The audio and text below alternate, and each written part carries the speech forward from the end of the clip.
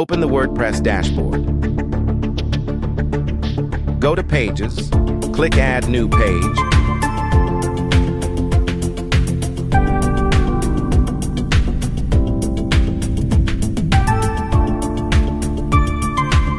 Click Add Button.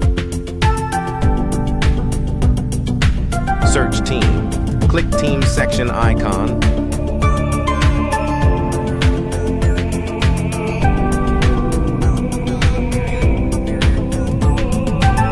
Click Add New Social.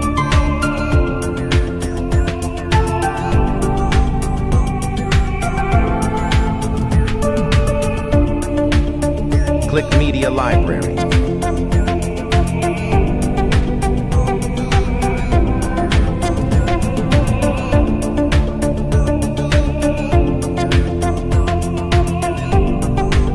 Click Columns.